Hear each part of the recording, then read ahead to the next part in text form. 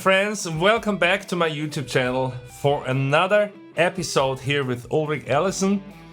Today I want to present to you a very cool approach that is going to help you to break out of your pentatonic boxes that so many are caught in or seem to be caught in and just play the same things over and over. Today we're going to change that by adding one extra note to the pentatonic scale. The topic that I'm going to be talking about is also called the Hexatonic Scale. You can read about it in my Total Guitar Transformation book, where I explain the whole concept in detail. There's also some diagrams and some more information about this and so many other topics. The main purpose of this book is really to help you break out of your plateau level and your boxes. Many players are self-taught and just seem to have an information overload while not really being able to implement new techniques into their playing. That's exactly what I want to end with this book and give you some real practical approaches of how to use a little bit of theory knowledge in your playing and build some muscle memory. Awesome. Yes, so let's get started. Hexatonic scales. What are hexatonic scales? It's a fancy word, right? Hexatonic. It means 6 notes in Greek. So that's already much easier, right? So you got pentatonic, 5 notes, hexatonic, 6 notes. That means that in theory, it could be any 6 notes, right? But in practical reality, there is mainly one hexatonic scale that keeps showing up over and over. That's the same scale that I used in the beginning of the solo.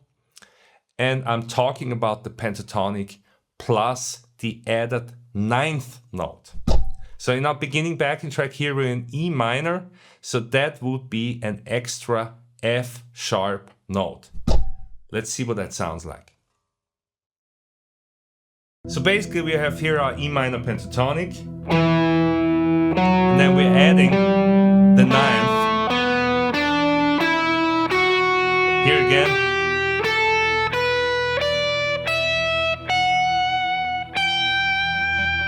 You see that already gives it a very melodic quality. So, we can do.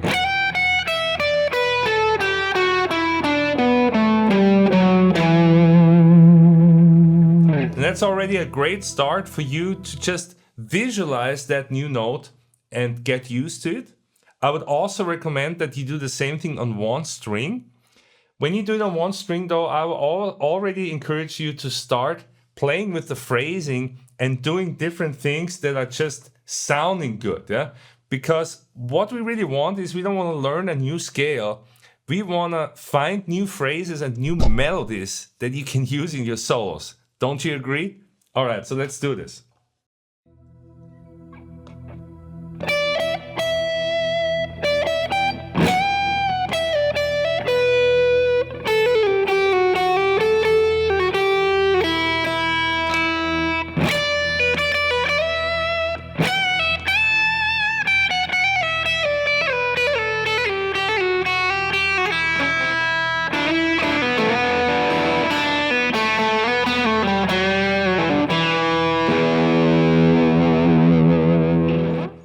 As you can see, that's pretty awesome.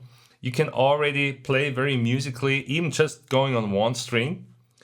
I want to point something out here, yeah? So most of our scales have 7 notes. The hexatonic approach only has 6 notes. So basically, this scale here that I was playing with the E minor, it's a minor scale, right? And then we have the 9 in there. So we are not really committing. Are we playing Dorian or are we playing Aeolian? We leave that open, yeah? We're basically not playing the 6th. And this has several melodic advantages because it allows us to kind of stay neutral in some of the chord progressions where those little modal inflections are being mixed. We're just blazing through with just the 9th, and we don't have to worry about hitting the right notes. This is especially valuable information for those of you who are a little more advanced already and already know about modes and inflections. So if you're just a beginner, starting intermediate, don't worry about all that stuff. What's important for you right now is to get some awesome phrases with the ninth under your fingers. And I want to show you some additional approaches of what you can do. Number one approach, landing on the ninth instead of the root note.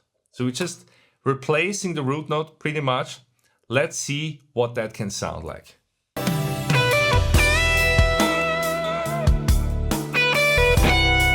See, I'm landing here on the ninth.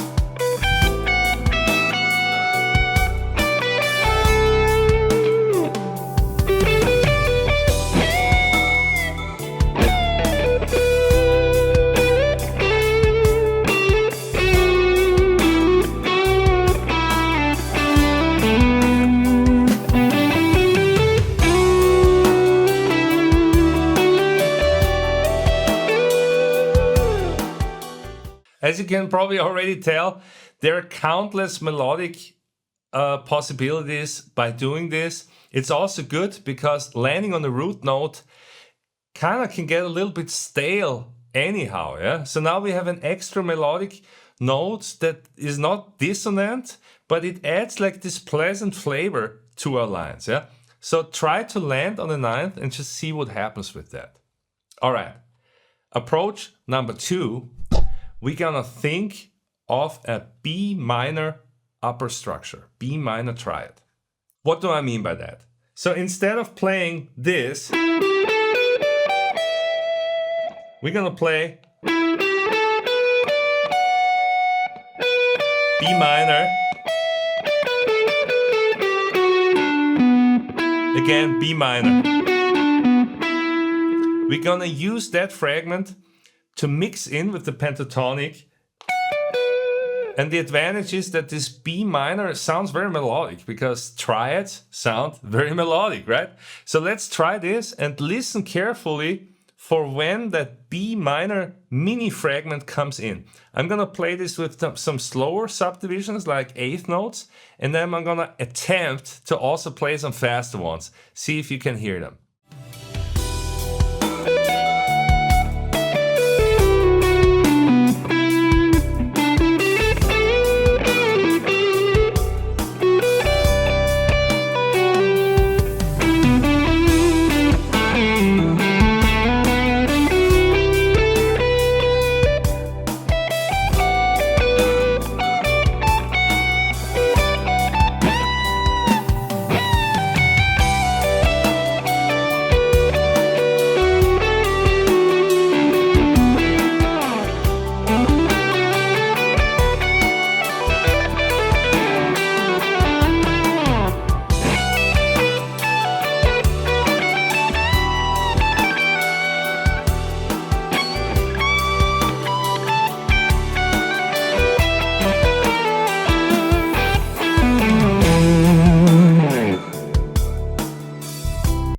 Cool. So, this is a lot of fun because that B minor sound has this nice melodic flavor, and you might recognize some guitarists use that a lot. I'm thinking particularly of Eric Johnson, Joe Bonamassa, some of the guys that use the pentatonic with some extensions on top, they use that B minor mini structure inside of the pentatonic. Awesome. So number three is very related to this B minor approach. We talk a lot about playing with triads and playing chord tones. And I find that sometimes teachers or guitarists in general can overdo it by trying to play every triad of the progression over its, every triad over its chord. It sounds kind of stale, yeah? So if I did that in this progression, it would be like E minor, right? D minor, then C minor, and then A minor, B minor, and E minor. This sounds kind of stale, yeah? Instead, I want you to just focus on one particular triad, and that's the triad on the flat 7, the D major triad here in E minor. Check out what happens if we just have a D major built into that, just like we did with the a B minor. We're using the D major, and this is going to sound even more melodic. Check it out.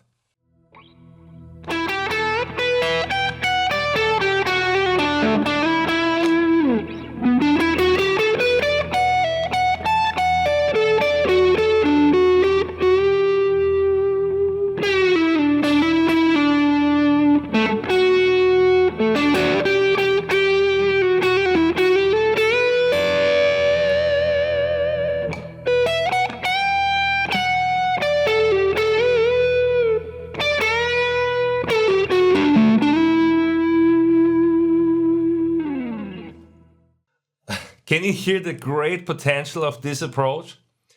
It reminds me of David Gilmour. Yeah? You immediately had that Gilmour vibe, and the reason is that he's one of the guys that do this quite a lot. Probably not very analytically, but just intuitively following the melody. I find this approach to be practically so useful, more useful than to play all the arpeggios over all the chords, because you have more of that melodic friction, where you always stay melodic, but you're not always matching the chord, which can become rather predictable. Let me try this over the backing track so you can also hear the full potential of this approach.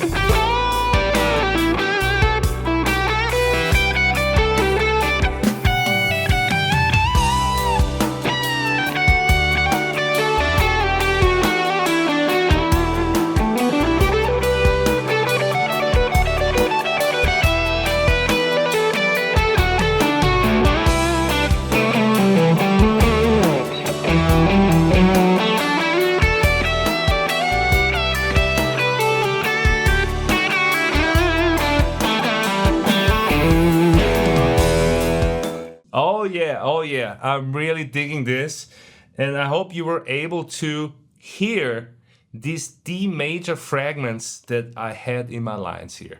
And you know, usually when I improvise, I won't be so desperate to put in that D major.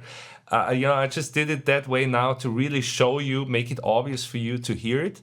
But in practical reality, this is going to be more subtle. Yeah? It's just going to flow more. And you're just going to hear that little flavor of that D major structure fitting in nicely over any of the chords. I mean, it sounds good over the E minor. Huh? It sounds good over the D, obviously. It sounds good over the C major because the D upper structure is almost like a Lydian kind of upper structure. And then it also works over the A minor, which is kind of like a Dorian vibe, you know. And then, yeah, B minor is the relative major. So this is a lot of theory mumbo jumbo for those of you a little more advanced, but it just basically means that the D major is like a melodic structure inside of that E minor tonality that brings out the sweetness. That's really how I think about it. Yeah? So then you have the E minor bluesy approach, and you have the D major sweetness approach. It's like cooking. Yeah? You got the salt and the sugar, and then you can make an awesome dish. Cool. So I got one more approach. I don't remember, was it number 4 or something like that? I think we're at 4 or maybe at 5. So the last approach I want to show you is another cool arpeggio that I like to use. It actually starts on a 9th. Yeah? Let me show it again over the drone, and then we're going to implement it in our improvisation.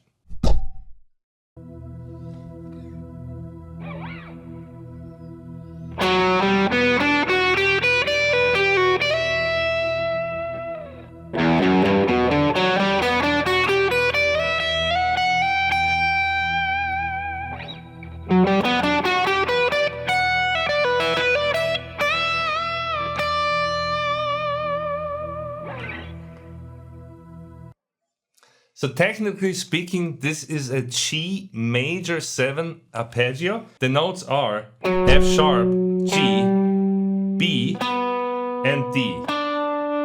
So it's 2 notes per strings, and it's just over 2 strings. So it's like, and then can repeat here with slightly different fingering between the G and B string, or if you start on the low E, it goes like this.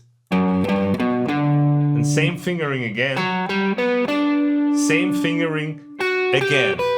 So that's very convenient to just have that continuous structure that remains the same.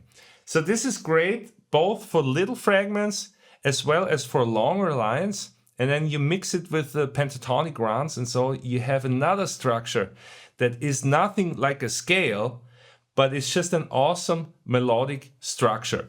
And if you notice, that's really what I'm trying to bring you closer to not think about this hexatonic idea as a scale, but instead have some melodic structures that use the hexatonic notes, the 6 notes, and use them to play awesome melodies.